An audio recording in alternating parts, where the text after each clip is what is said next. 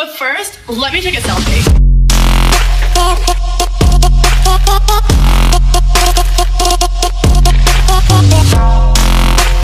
Merhaba arkadaşlar, yeni videoya hoş geldiniz.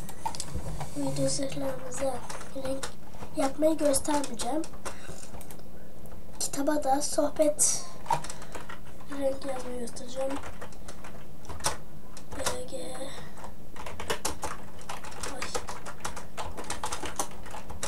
bakın gördüğünüz gibi, ama işte videoya desek bakın böyle hata veriyor. İşte ben de bilmiyorum. Sonra bu kapı devresi videosu olacak. O yüzden arkadaşlar sesim kesildi, nefes alamadım. Bize 2 tane piston alalım. Bu arada nasıl kapatayım, çok ses yapıyor.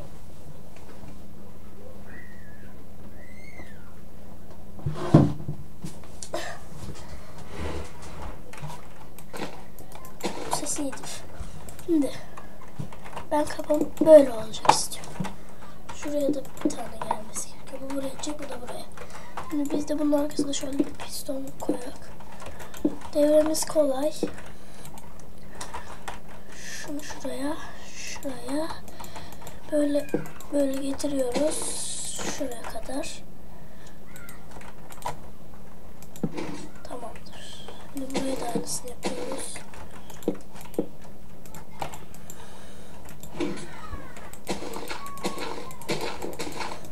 Niye aceleciyim dersen ben de bilmiyorum. Siz kapatırsınız, ben uğraşmayacağım. Gelmedi. Bir dakika arkadaşlar, güç yetmiyor bunda. Allah. Şunu koymayak, güç yetmedi herhalde. Aynen, güç yetmiyor, onu koymayız. Sonra ikinci bloğu yeni kuralım. Şu restoranu bulup buraya getireceğiz. Getirek. Bunu da kapatalım. Buraya da dizelim. Devre tamam oluyor. Anlaşılmasın diye burayı da toprak yapın. Ondan sonra şuraları kapatırsınız. Böyle kapatın. Ben de kapattım şu an. Devreleri de siz kapatırsınız. O da size kalmış.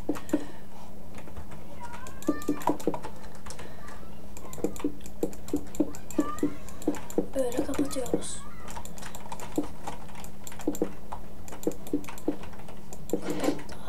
İşte bakın arkadaşlar, sakın şuraya koymayın, yoksa güç keser. Böyle kapatın.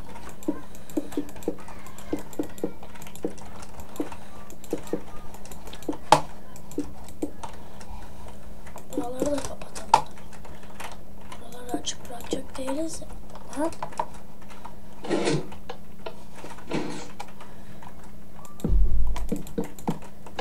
Buralara gitti. Koymuş muydum ki ben oraya? Koymam lazım. Kırılmış ama. Hatta. Bir dakika arkadaşlar, videoyu durduracağım. Geldim arkadaşlar. Dışarıdan çocuklar ses yapıyor şu an.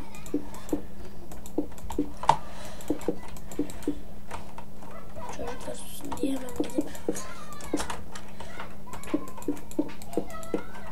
bakın, duyuyorsunuzdur sizde. Hazır işte, devre bu kadar şurada. Varsa aha, ben bile kapattım.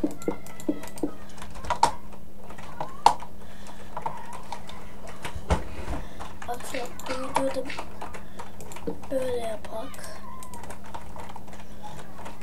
Çok değil oyuncu sayılmam.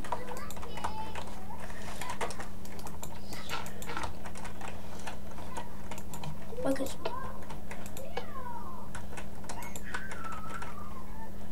Bir şey deneyeceğim de. Redstone açık kalıyor, onu çekince kapanıyor. Çok acayip bir devre. Nasıl bir devre? Nereye koyarsam koyayım. Bu arada ben bir şey yapacağım. Neyse arkadaşlar bu videoyu da burada bitiriyorum. Bay bay. Kanalıma bu arada abone olun ha.